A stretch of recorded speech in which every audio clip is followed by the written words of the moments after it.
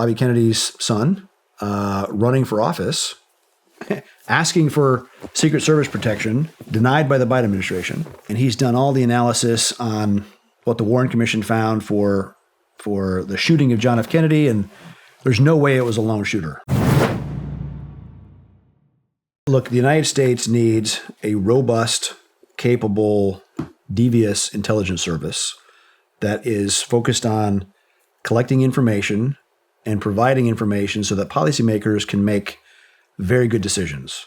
They are not in the business of pushing information domestically to pursue a desired policy outcome. Big difference. The 1947. So I mean, I'm a big enough advocate of the special operations intelligence world that one of my kids is named after Wild Bill Donovan. An amazing guy, lawyer, Medal of Honor recipient, World War I, started the OSS, the Office of Strategic Services. I mean, he left at the end of the war, and the CIA was started in 1947. We need covert action. We need daring operations. Right? Talks about Clausewitz, the old Prussian military philosopher, talks about two kinds of courage to fight a war: individual soldiers' courage and the moral courage of leaders to commit their people to an uncertain outcome. We need both of those in Washington, but we're especially lacking in moral courage. You need an agency that's willing to dare to go do high-risk stuff. The issue is it's become a highly politicized organization that is very risk-averse and very tilting towards perpetuation of the status quo of party power politics. And one of my grave concerns that even happened under the Trump administration is, and now seeing Kennedy, Bobby Kennedy's son, running for office, asking for Secret Service protection, denied by the Biden administration. But whatever happened with the Kennedy assassination, there was a Warren Commission. And because of I have a business partner who's a real ballistics expert, and he's done all the analysis on what the Warren Commission found for the shooting of John F. Kennedy, and there's no way it was a lone shooter. And I even read a very detailed analysis of urban sniping that said there's no way it was one shooter. So in 1992, Congress passed a law that said within 25 years, everything related to the Kennedy assassination must be declassified and released to the public within 25 years. The 25-year date was 2017. Mike Pompeo was a CIA director, and he didn't release the documents, nor has the Biden administration. And so I'm wondering, what the hell is it that they're covering? Maybe it points to the agency. Maybe it points to organized crime. Who knows? But for heaven's sakes, for this republic to function, we need the disinfecting effect of transparency, and let it go. Let those facts out.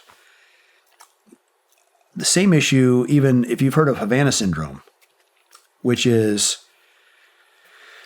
started in Havana, and there was U.S. diplomats, people assigned to the embassy, that were suddenly coming down with terrible blindness and TBIs, literally traumatic brain injury that you could detect on a brain scan.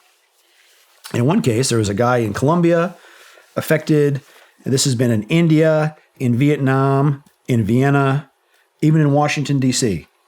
This has been going on all over the place.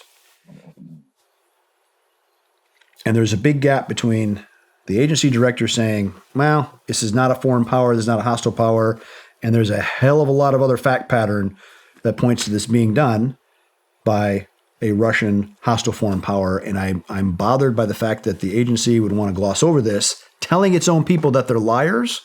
That is not how you engender the trust and confidence of your people to be willing to go do very dangerous things on the behalf of their country, when their country will f them over and leave them hanging and tell them they're liars for, in some cases, a guy had a brain scan 2 weeks before was fine. Incident happens, and there's definitive measurable damage to his brain caused by this this Soviet-designed. Actually, came from Kharkiv back in the early 70s. So that's a problem. We need truth on that. You know, I interviewed a case officer on this show all about that, who supposedly got hit with one of those microwave weapons. Unfortunately, he was also one of the CIA guys that. Do you know who I'm talking about? Palomares. Yeah. Who's also one of the. Yeah, one of the guys that claimed that Hunter Biden's laptop was Russian disinformation. Yep. And so I just disregarded the entire episode because, I mean, is he reliable? Look, I in that case, that was an attempt by the Democratic presidential campaign to enlist as much credibility as they could, and they grabbed every other fellow traveler they could from the intel agency that thought that Trump would be bad for the CIA, and so they say, oh yeah, without any real knowledge, they say that looks like Russian disinformation.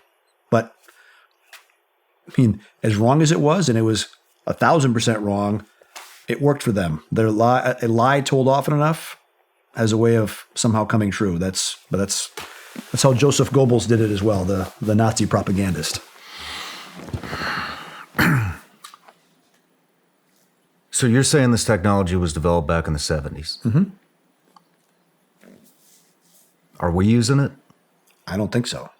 You don't think we're using it on our own people? I mean, there's reports of this happening at the White House, at the White House stairs, different hotels in D.C. I don't know, but I would not be surprised if the Russians felt empowered enough to do it wherever the hell they chose to. Hey everybody, I'm Shawn Ryan. Click here to subscribe to the Shawn Ryan Show YouTube channel for the hottest and most compelling interviews that you will not see anywhere else. I've also made a playlist of all the previous SRS episodes so they're easy to find. You can find that right here.